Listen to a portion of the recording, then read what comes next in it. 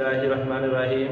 Harinarayanpur union উচ্চ বিদ্যালয়ের অষ্টম শ্রেণীর সকল ছাত্র ছাত্রীদেরকে অনলাইন ক্লাসে স্বাগত। আমরা আজকে অনলাইন ক্লাসে ইংলিশ সাবজেক্ট নিয়ে আলোচনা করব। সেই প্রেক্ষিতে আমাদের অনলাইন ক্লাসের আজকের আলোচ্য বিষয় হচ্ছে গ্রামারের বিষয়ে। আমরা সেন্টেন্স থেকে শুরু করব। আমরা ইংলিশ গ্রামারের জন্য প্রথমত আমাদের যে ধাপগুলো অতিক্রম করতে হবে, সেখানে প্রথমত আমাদের সেন্টেন্স থেকে শুরু করব, এরপর আমরা ধাপে ধাপে সামনের দিকে অগ্রসর হব। তাহলে সেক্ষেত্রে প্রথমত আমরা সেন্টেন্সের শুরু করার জন্য প্রথমত একটা সেন্টেন্স তৈরি করতে হলে আমরা সেন্টেন্স শব্দের অর্থ জানি বাক্য। কতগুলো শব্দ বা শব্দ সমষ্টি যখন সংযুক্ত হয়ে মনের ভাব সম্পূর্ণরূপে প্রকাশ করে, তখন সেটাকে আমরা বাক্য বা সেন্টেন্স বলতে পারি। আমরা জানি একটি সেন্টেন্স যখন তৈরি করব সেটা দুইটি অংশ থাকতে পারে। একটি সেন্টেন্সের দুইটি অংশ, তাহলে প্রত্যেকটি সেন্টেন্সের ক্ষেত্রে দুইটি অংশ থাকবে। একটিকে বলবো আমরা সাবজেক্ট, একটিকে বলবো প্রেডিকেট। সাবজেক্ট হচ্ছে উদ্দেশ্য আর প্রেডিকেট হচ্ছে ভিডিও। তাহলে সাবজেক্ট কাকে বলবো? সাবজেক্ট বলবো যার সম্পর্কে কিছু বলা হয় তাকে সাবজেক্ট বলবো, আর সাবজেক্ট সম্পর্কে যা কিছু বলা হবে তাকে প্রেডিকেট বলবো। তাহলে আমাদের এই বাক্যটিতে একটা আমরা বাক্য তৈরি করতে পারি, যেমন করিম রিডস এ বুক। করিম একটি বই পড়ে। তাহলে এই ক্ষেত্রে আমাদের সাবজেক্ট হলো করিম, এটাকে আমরা সাবজেক্ট বলতে পারি। তাহলে এটা হলো সাবজেক্ট, আর রিডস এ বুক সেটা হলো কিন্তু প্রেডিকেট। তাহলে আমরা সেটাকে প্রেডিকেটে রূপান্তর করলাম, একটি সেন্টেন্সে দুটি অংশকে রূপান্তর করলাম। এর পরবর্তী দ্বিতীয় সেন্টেন্স যেটা, সেটা আমরা অনেক টাইমে সাবজেক্ট শুধুমাত্র প্রথম শব্দটাকে অনেকে সাবজেক্ট মনে করে, কিন্তু আমাদের এখানে সাবজেক্ট আমরা দুইটা দিই। সেক্ষেত্রে দেখেন দা বয় এন্ড দা গার্ল, এই পুরোটা হলো এখানে সাবজেক্ট, আর এখানে গো টু দা স্কুল এটা হলো প্রেডিকেট। তাহলে আমাদের এখানে একটি সেন্টেন্সের ভিতরে আমরা প্রথমত দুইটা অংশ চিনতে পারলাম। একটা অংশ হলো সাবজেক্ট আর একটা অংশ প্রেডিকেট। তাহলে subject the boy and the girl এটা হলো সাবজেক্ট, আর গো টু দ্য স্কুল এটা হলো প্রেডিকেট। তাহলে আমরা বুঝবো যে সাবজেক্ট সম্পর্কে যা কিছু বলা হয় সেটাকে হলো প্রেডিকেট, আর সাবজেক্ট সম্পর্কে যা কিছু বলা হয় প্রেডিকেট। প্রেডিকেট মানে হচ্ছে ভিডিও। তাহলে আমরা একটা সেন্টেন্সে দুইটি অংশতে বিভক্ত করতে পারলাম, এবং দুইটি অংশ কিভাবে হবে? প্রথমত সাবজেক্ট, দ্বিতীয় অংশ হবে প্রেডিকেট। এরপরে আমরা এর পরবর্তীতে অর্থভেদে সেন্টেন্সকে 5 ভাগে ভাগ করা শিখব। সেখানে অ্যাসার্টিভ সেন্টেন্স বিবৃতিমূলক বাক্য, ইন্টারোগেটিভ সেন্টেন্স প্রশ্নবোধক বাক্য, আর একটা হলো ইম্পারেটিভ সেন্টেন্স আদেশ বা অনুজ্ঞাসূচক বাক্য, অপারেটিভ সেন্টেন্স আশীর্বাদসূচক বাক্য, এক্সক্লেমেটরি সেন্টেন্স বিস্ময়সূচক বাক্য। তাহলে আমরা 5 প্রকার সেন্টেন্সের অর্থ শিখলাম। এর পরবর্তীতে অ্যাসার্টিভ সেন্টেন্স দ্বারা বোঝাবো যে সেন্টেন্স দ্বারা কোনো কিছু বিবৃতি বা বর্ণনামূলক ভাবে প্রকাশ করা হয়, তখন সেটাকে অ্যাসার্টিভ সেন্টেন্স বলে। যেমন আই ক্যাচ এ থিং, এখানে আমি এই কিছু, এটা হলো সাবজেক্ট, এটা ভার্ব, আর এ থিং হলো অবজেক্ট। এরপরে দেখব ইন্টারোগেটিভ সেন্টেন্স প্রশ্নবোধক বাক্য। প্রশ্নবোধক বাক্যের ক্ষেত্রে হোয়াট ইজ ইউর নেম, তো তোমার নাম কি, আমি একটা প্রশ্ন ছুড়ে দিলাম। দ্বিতীয়ত হলো ইম্পারেটিভ সেন্টেন্স অনুজ্ঞাসূচক বাক্য। অনুজ্ঞাসূচক বাক্যের ভিতরে যে সেন্টেন্স দ্বারা কোনো কিছুকে আদেশ, উপদেশ, অনুরোধ ইত্যাদি প্রকাশ পাবে, তখন সেটা হবে ইম্পারেটিভ সেন্টেন্স। যেমন ডু দ্য ওয়ার্ক, কাজটি করো। তাহলে আমি তাকে আদেশ করলাম ডু দ্য সাম, অঙ্কটি করো। তাহলে আমি ডু দ্য সাম, অঙ্কটি করো, ইম্পারেটিভ সেন্টেন্সের মূল ভাব দিয়ে বাক্য শুরু হয়। এরপর দেখব operative sentence. Operative sentence may Allah help you, যে সেন্টেন্স দ্বারা কোনো কিছু দোয়া করা হয় অথবা প্রার্থনা করা হয়, আশীর্বাদ করা হয়, তখন সেটাকে আমরা অপারেটিভ সেন্টেন্স বলবো। যেমন মে আল্লাহ হেল্প ইউ। এরপর এক্সক্লেমেটরি সেন্টেন্স, যেমন বিস্ময়সূচক বাক্য, যে সেখানে hurrah we have won the game. তাহলে hurrah we have won the game, যে আমরা খেলায় জিতেছি। তাহলে এই ক্ষেত্রে আমরা এই 5 প্রকার সেন্টেন্স সংক্রান্ত জানলাম, এবং এই 5 প্রকার সেন্টেন্সের আমরা সেন্টেন্স কি, সেন্টেন্সের প্রকারভেদ সম্পর্কে জানলাম। এখন আমরা চেঞ্জিং সেন্টেন্স কিভাবে আমরা একটা সেন্টেন্স থেকে আরেকটা সেন্টেন্স রূপান্তর কিভাবে করতে হয় সেটা শিখব। চেঞ্জিং সেন্টেন্স বাক্য পরিবর্তন, সেখানে আমরা অ্যাফার্মেটিভ থেকে নেগেটিভ এই রুলসটা আজকে আমরা শিখব। সেই অ্যাফার্মেটিভ থেকে নেগেটিভ এই রুলস করতে হলে আমাদের ওয়ার্ড লাগবে। তাহলে আমাদের অপোজিট ওয়ার্ডগুলো হচ্ছে অ্যাক্টিভ, ইনঅ্যাক্টিভ, অ্যাডমিট, ডিনে, এই জাতীয় করে আমাদের ওয়ার্ড মিনিং ওয়ার্ডগুলি অপোজিট ওয়ার্ড দেওয়া আছে। তাই এখানে আমরা কোনো শব্দ ওয়ার্ড লিখলাম অপোজিট ওয়ার্ড। এই ওয়ার্ডগুলা করার পর আমাদের দ্বিতীয়ত আমরা গঠন আকারে চলে যাব। তাহলে এখন আমরা গঠন শিখব। এরপরে আমরা সেন্টেন্স সেন্টেন্সের প্রথম রুলসে যাব।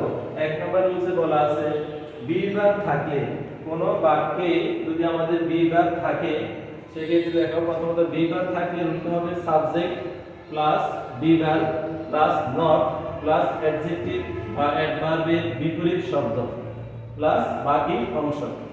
এরপর বলা যেমন আই শেল রিমেম্বার ইট। আমার এখানে আই হলো সাবজেক্ট, শেল হলো বি ভার্ব, রিমেম্বার হলো অ্যাডজেক্টিভ এবং ইউ হলো অবজেক্ট। সেক্ষেত্রে দেখেন এই ক্ষেত্রে প্রথমত আমরা সাবজেক্ট, এই সাবজেক্ট লিখবো আই, এরপরে be verb shall, I shall, এর পরবর্তীতে লিখবো not, I shall not, adjective বা অ্যাডভার্বের বিপরীত শব্দ। তাহলে রিমেম্বার বিপরীত শব্দ হচ্ছে ফরগেট, তাহলে রিমেম্বার ফরগেট, এর পরবর্তীতে বাকি অংশ বসে গেল।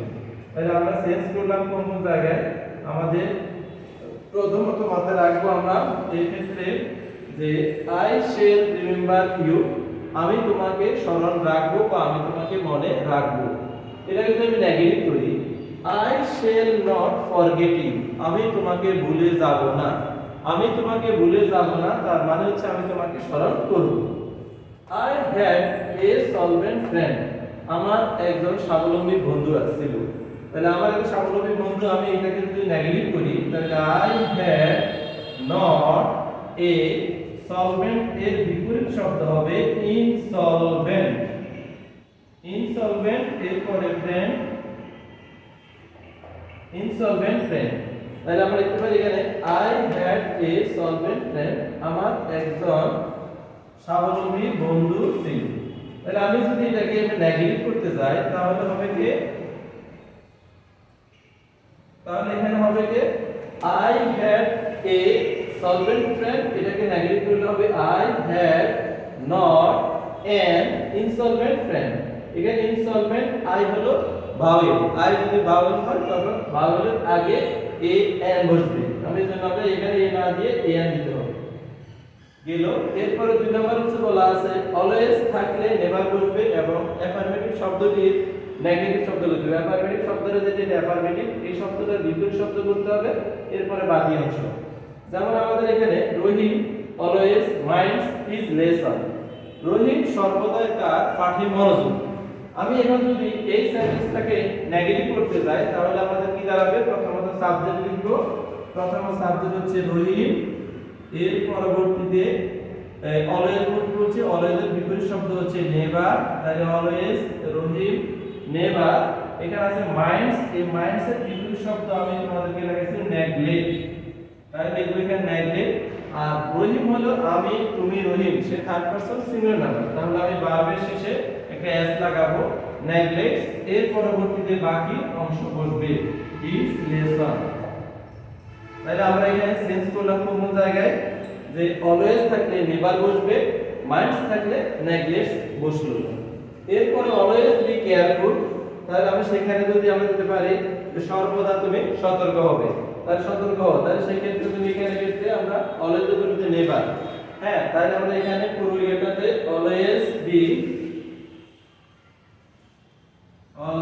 অলওয়েজ এর পরিবর্তে আমরা অলওয়েজ এর পরিবর্তে সেই ক্ষেত্রে আমরা এখানে দিতে পারি নেভার।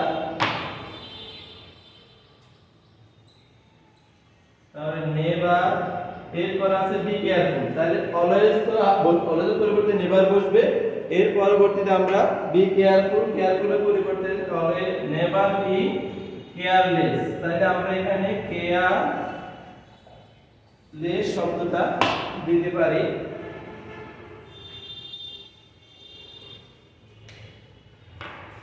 এবার দেখো তাহলে আমাদের এখানে হলো কি, প্রথমত অলওয়েজ বি কেয়ারফুল, এটা যদি আমরা নেগেটিভ করি যে সর্বদা তুমি সতর্ক হবে, এটাকে নেগেটিভ করতে হবে নেভার বি কেয়ারলেস, সর্বদা কখনো তুমি সতর্ক হওয়া উচিত নয়, তাহলে সতর্ক হওয়া, সতর্কহীন হওয়া উচিত নয়, অসতর্ক, তাহলে তুমি সর্বদা মানে কখনো অসতর্ক হওয়া উচিত।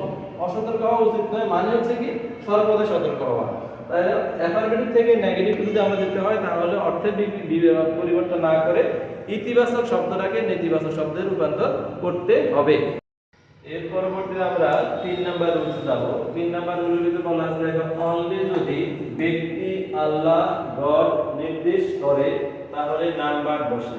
তাহলে কোনো বাক্যের ভিতরে অনলি বা অ্যালন যদি ব্যক্তি আল্লাহ গড নির্দেশ করবে তখন সেই ক্ষেত্রে আমরা নাম্বার দিব। যেমন only the graduates should apply, তাহলে only graduates the should apply, শুধুমাত্র স্নাতক পাস করা সেক্ষেত্রে আবেদন করা উচিত। তাহলে সেই ক্ষেত্রে আমরা নেগেটিভ করতে হলে অনলির পরিবর্তে এই অনলি শব্দটার পরিবর্তে নাম্বার বসাবো, নাম্বার। এরপরে দা গ্রাজুয়েটস, এটা হচ্ছে ব্যক্তি, তাহলে গ্রাজুয়েটস এটার ক্ষেত্রে বসবে ব্যক্তি, বোঝার কারণে আমাদের তাহলে এখানে number the graduates should apply, তাহলে এখানে আমরা অনলির পরিবর্তে নাম্বার এই শব্দটা বসালাম। তাহলে আমরা এখানে আরেকটা উদাহরণ দিতে পারি আল্লাহ দিয়ে, যেমন only Allah can help us, তো শুধুমাত্র আল্লাহ আমাদের সাহায্য করতে পারেন, তখন হবে সেটার মধ্যে অনলির পরিবর্তে number Allah can help us. সেই উদাহরণ দেওয়া যায়। আমরা স্বল্পতার কারণে একটি করে উদাহরণ দিয়ে কথা শেষ করব, এরকম তুমি অনেকগুলো উদাহরণ তৈরি করতে পারবে নিজেরা। অনলি যদি বস্তু নির্দেশ করে তখন নাথিং বাট বসে, যেমন a child likes only ice cream, তাহলে একটা শিশু সে শুধুমাত্র আইসক্রিমই পছন্দ করে, তাহলে আইসক্রিম হচ্ছে বস্তু। সেখানে আমাদের যখন আমরা নেগেটিভ করব এ চাইল্ড, এরপরে হবে লাইকস, অনলির পরিবর্তে আমরা নাথিং বাট দিই, তাহলে nothing but ice cream, nothing but এরপরে হলো আইসক্রিম। তাহলে এখানে a child likes nothing but ice cream, তাহলে আমি অনলির পরিবর্তে একটা মাত্র শব্দ অ্যাড করলাম যেটা হচ্ছে নাথিং বাট। যে a child likes nothing but ice cream, একটা শিশু শুধুমাত্র আইসক্রিম ছাড়া সে অন্য কিছু পছন্দ করে না, তার মানে সে আইসক্রিম পছন্দ করে। এজন্য অর্থের বিকৃতি না করে ইতিবাচক শব্দটাকে নেতিবাচক শব্দে রূপান্তর করতে হয়। অনলি যদি সংখ্যা নির্দেশ করে তাহলে not more than oblique not less than বসে। সেক্ষেত্রে আই হ্যাভ অনলি 2 ব্রাদার্স, আমার শুধুমাত্র 2 জন ভাই আছে। আমি যদি নেগেটিভ করি তাহলে আই হ্যাভ, এরপর অনলির পরিবর্তে আমি লিখতে পারি নট মোর দ্যান, এরপর লিখব 2 ব্রাদার্স। আমি এটাকে অথবা দিয়ে আরেকটা উদাহরণ করতে পারি, I have not less than 2 brothers. তাহলে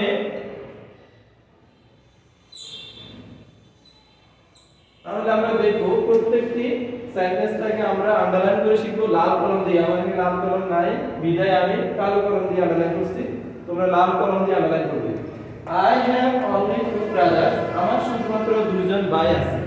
আমি নেগেটিভ করতে হলে I have এই অনলির পরিবর্তে not more than অথবা not less than, তাহলে আমি I have not more than 2 brothers, আমার 2 জন ভাইয়ের বেশি ভাই নাই, আমার 2 জন ভাইয়ের বেশি নাই।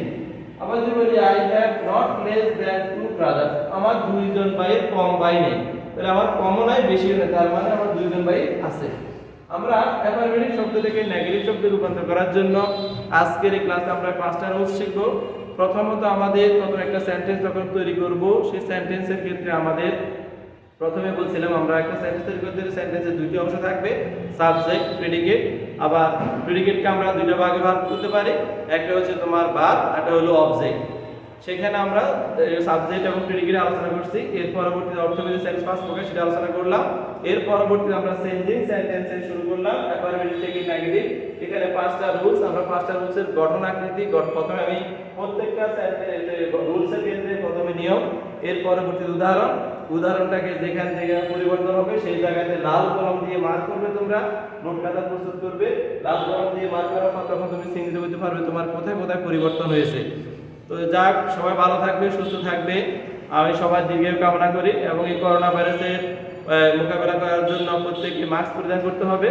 কুসুম গরম পানি খেতে হবে, এরপর পিতা মাতার কথা শুনতে হবে, 5 ওয়াক্ত নামাজ কালাম করতে হবে, পিতা মাতার উপদেশ শুনবে, বড়দেরকে শ্রদ্ধা করবে এবং ছোটদেরকে স্নেহ করবে,